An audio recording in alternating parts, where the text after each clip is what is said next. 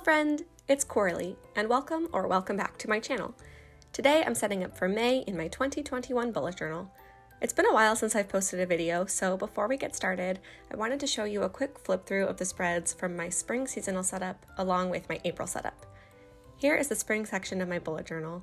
I created a cover page with a pair of rain boots with flowers coming out of them, and the page to the left is where I write down any messages I receive that I want to remember. Then this spread has my scratch page on the left and my Just For Me board on the right.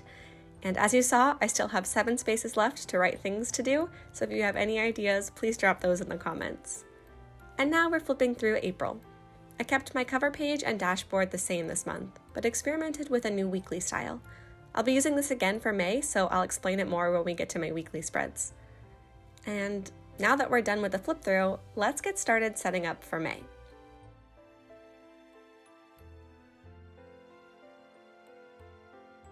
For this cover page, I went with a drawing of a little bird on the left-hand side. The bird is sitting on top of a spool of thread with a little piece of the thread in its mouth.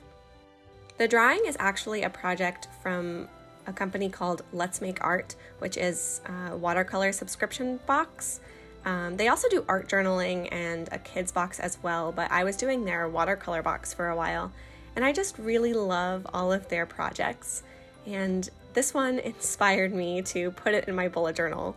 But instead of experimenting with watercolor, I decided to keep going with my markers, and I got a bunch of new Tombow markers, which I'm really excited about. So I used my Tombow markers to color in the little bird. I know a lot of people use watercolor in their journal, and I always go back and forth with whether or not that's something I want to do. But since I love my markers so much, I really think I just want to keep with the markers in my bullet journal and do watercolor in other places. And I'm really happy with the way the Tombows worked for this little bird. If I remember, I will put the numbers of the Tombow markers in the description box below. And if I forget and you really want to know what they are, leave me a comment and I'll be sure to add those.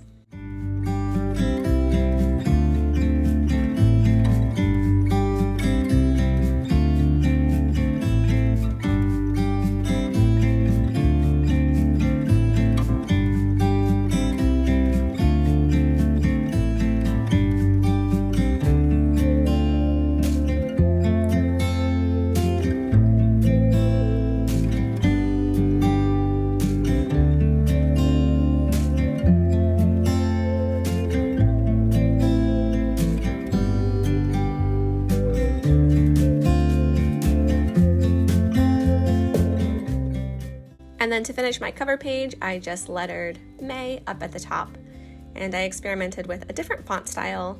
This one was called Exotic Necklace on DeFont. And moving over to the right-hand side, which is where I keep my monthly dashboard. Every month I've included a grid style calendar along with a horizontal list style calendar.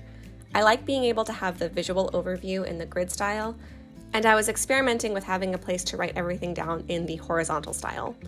And what I've discovered is I don't need that much space. I don't have something going on every day of the month, so this month I am condensing the list style into just a little box to the right-hand side of the grid style calendar where I can write anything necessary in there, which will probably be important dates for school or days that the family I nanny for if those kids have off school, and things like that.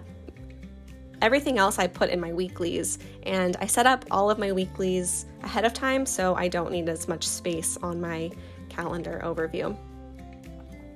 I've also been including an income tracker on my dashboard as well as a notes section, and I'm including those this month as well. The difference with the dashboard this month is I'm having a place to track my orthostatic numbers. For personal health reasons, I have to take those once a week, so I just have a place for each week so I can write down those blood pressure numbers and my heart rate.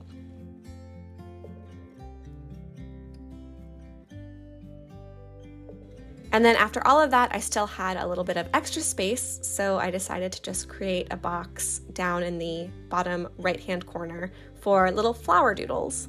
And these flower doodles will be continuing throughout my weekly setups as well. These are inspired by Shada Campbell, who is the floral queen.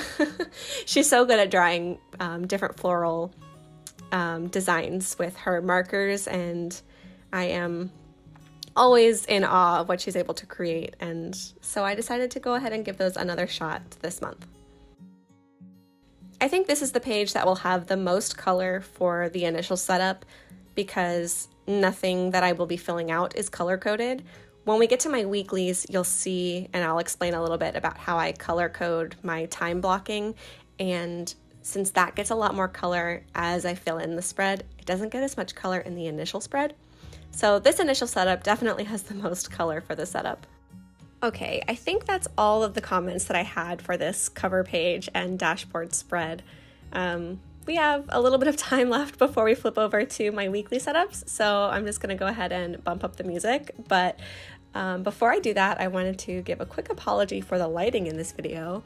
I am always experimenting with different ways to film these videos, and I don't have fancy equipment. I typically use like boxes stacked on top of each other, and I think it just messed with my lighting a little bit. So one day I will have that all sorted out, but thank you for bearing with me as I experiment with all of the things.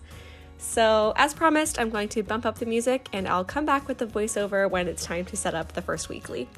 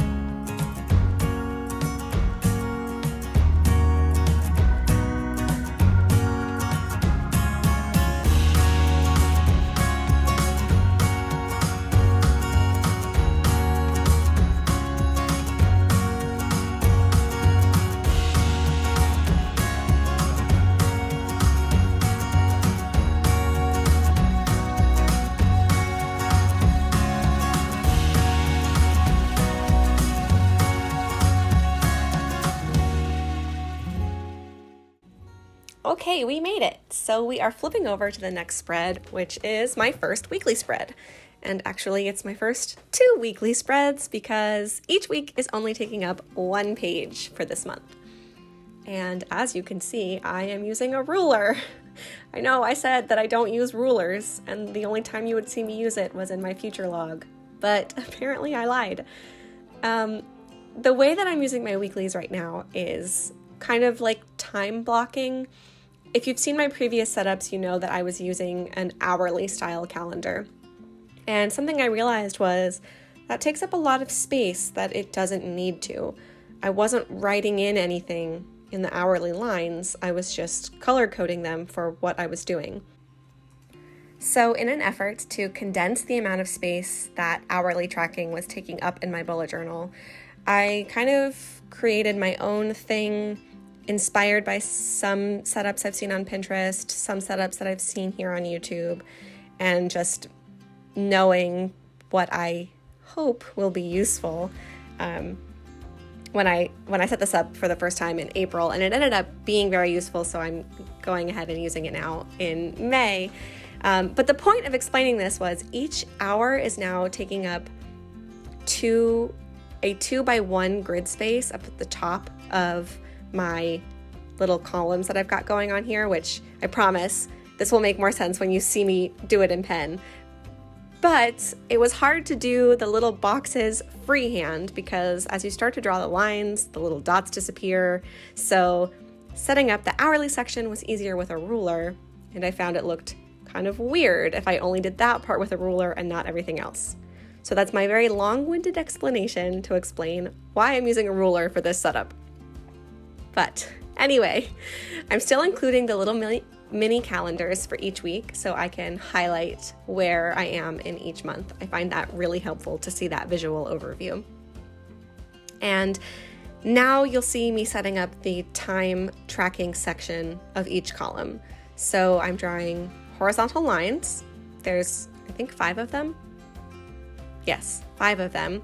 I'll be tracking from 7 a.m. till 10 p.m. because that's typically my work day starts around 7:15 or 7:30, and my last class for school ends at 10 p.m. one day a week. So that gives me enough space to track everything that I have going on for my days.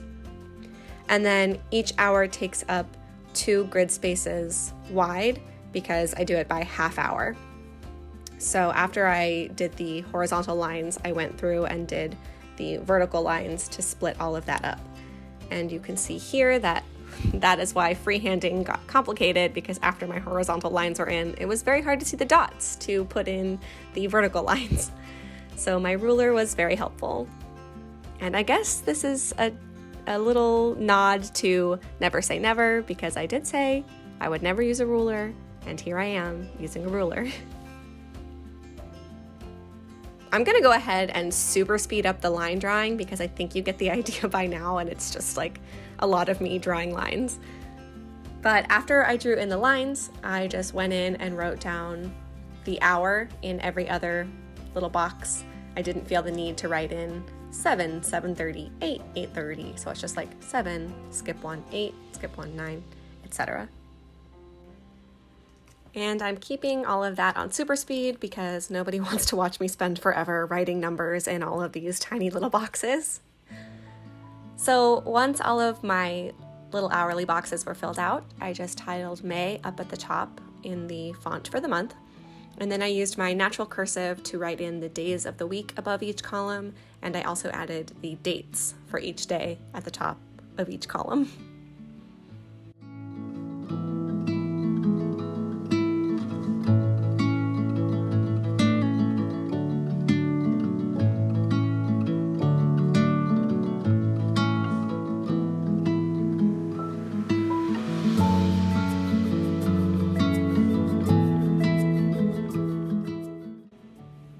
And breaking out my ruler once again, I split up the remaining portion of each column into 2 sections.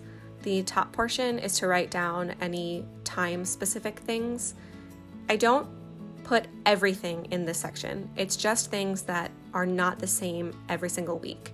So for example, I don't write my work schedule in this section. I don't write my class schedule in this section because those things don't change.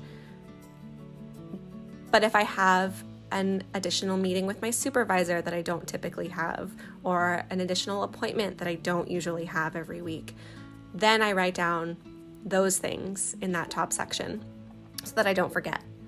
And then the bottom section of each of these columns is to write down specific tasks that I have to get done that day. For example, if I have homework that's due that day or something I need to work on, those will go in that section. And then that blank section right in the middle across the 2 pages is perfect for my little floral doodles, which I've been having a lot of fun doodling this month.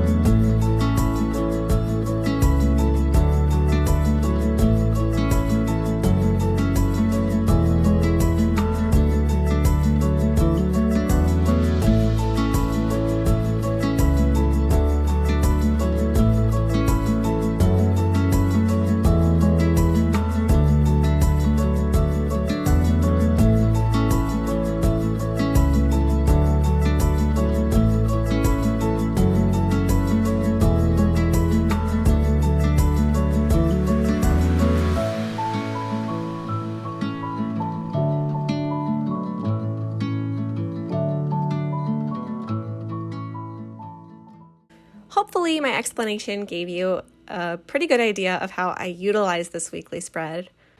But since I'm not actually filling the spread out in this video, I wanted to give you a quick sample of what that might look like. But that is it for this month's setup, so we are into the flip through. Thank you so much for watching this video and taking on this bullet journal adventure with me. If you enjoyed this video, I'd appreciate a little thumbs up. Be sure to subscribe and hit the bell so you don't miss future video uploads. And as always, whatever combinations of buttons you choose to click, I am so grateful to share this bullet journey with you. Happy planning and see you next time.